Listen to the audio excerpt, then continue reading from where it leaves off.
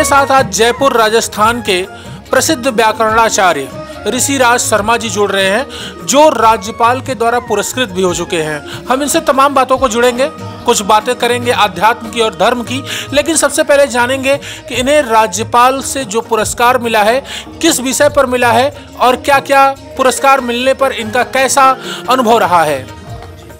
मैं जयपुर राजस्थान से हूँ और संस्कृत विद्वानों का वहाँ हर वर्ष सम्मान होता है। तो हमारे राजस्थान में जो चयनित संस्कृत विशेषज्ञ होते हैं उनके कई फॉर्म आते हैं और उन सब फॉर्मों में सेलेक्टेड होते हैं कुछ कतिपय लोग हैं। तो वहाँ के कतिपय संस्कृत विद्वानों में 2009 में मुझे राज्यपाल से अवार्डेड किया गया, जो मैं विशेष रूप से संस्कृतज्ञ के नाते, व्याकरणाचार्य होने के नाते और संस्कृत के नवीन प्रचार प्रसार हेतु मुझे इस पुरस्कार के लिए योजित किया गया।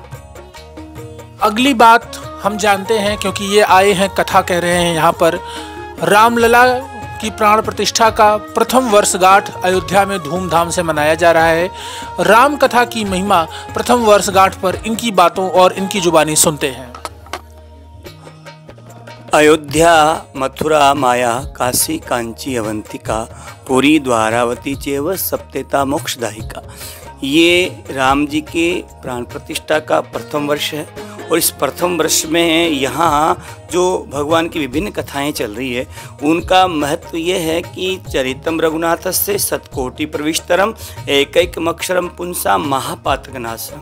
भगवान रघुनाथ के चरित्र का कोई भी एक अक्षर है वो भी महापातकों को नष्ट करने वाला है, क्योंकि शब्द को ब्रह्म बताया गया है और शब्द गुणम आकाशम।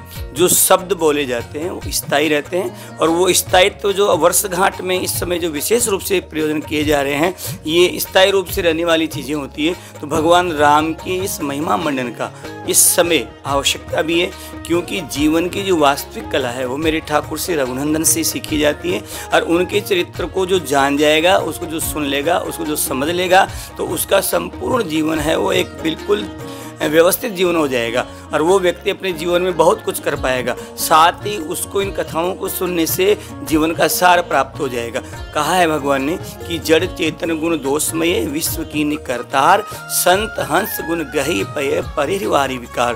कहते हैं भगवान ने कहा कि मैंने जड़ भी बनाया है, मैंने चेतन भी बनाया है, मैंने गुण भी बनाए हैं, मैंने दोष भी बनाए हैं, लेकिन जो विशिष्ट प्राणी होता है वो हंस की तरह है, इस जल और दूध में से दूध को पी जाता है और पानी को छोड़ देता है। ठीक उसी तरह से जो है इन कथाओं को सुनकर के लोग हंस बनना सीखेंगे और ये पानी रूपी विकार को छोड़ना सीखेंगे और दुग्ध रूपी जो वास्तव से जो हमें सीखना चाहिए धर्मार्थ में, उन सबको वो ज्ञान को, सार को समझने का प्रयास करेंगे। महाकुंभ 2025 को लेकर के राज्य सरकार और केंद्र सरकार जबरदस्त तैयारियों में है। पूरा भारत महाकुंभ में उमड़ रहा है। आप एक कथावाचक हैं, जयपुर से हैं, तो राजस्थान वासी, जयपुर वासी महाकुंभ 2025 को कैसे सेलिब्रेट करेंगे? महाकुंभ का नाम आते ही हृदय स्फुरित हो जाता है और जो ही महाकुंभ की चर्चा चलती है तो हम राजस्थानियों का तो आप जानते हैं कि वो वीरभूमि में भी वीर हो गया, वसुंधरा की स्थिति से जीने वाले हैं। तो हम भक्ति में भी मीराबाई को जन्म देने वाले लोगों में से हैं कि जो ही भक्ति का कोई चीज़ चलती है तो हमारा मन मयूर की तरह नाचने लगता है। और आपको सच बताएं कि जो तीर्थराज प्रयाग है, क्योंकि तीर्थों का जो गुरु पुष्कर राज है वो हमारे राजस्थान में है और तीर्थों का जो राजा है वो प्रयागराज है। और 12 वर्ष में होने वाले इस महाकुंभ में आप तो सब जानते हैं कि सबको पता भी है कि समुद्र मंथन के से जो अमृत निकला वो अमृत की कुछ बूंदें हैं जो इस जगह पर गिरी और उसी का प्रभाव है कि लोग उसको प्राप्त करने के लिए आते हैं। और वास्तविकता भी ये है कि तीर्थराज प्रयाग है वो तीर्थों का राजा होने के नाते समग्र प्रकार के किए गए जितने भी पाप इस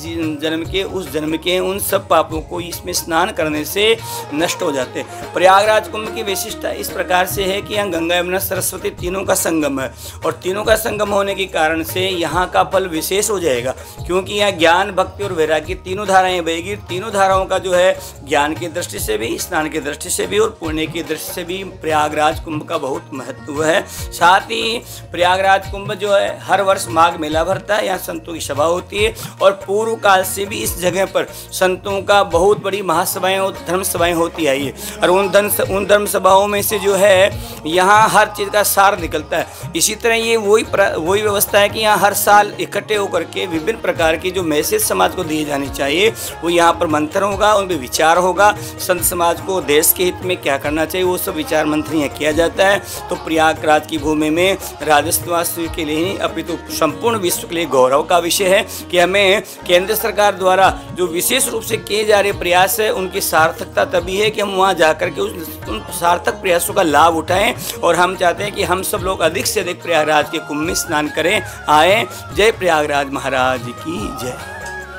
मेरे साथ जुड़े हुए थे ऋषिराज शर्मा जी, जो व्याकरणाचार्य कथावाचक हैं, जयपुर राजस्थान वासी हैं और इस वक्त अयोध्या में हैं। इन्होंने अपनी बातों को हमारे साथ तिलक पत्रिका पर बहुत ही दमदारी के साथ रखा। मैं देवेश पांडे, अयोध्या।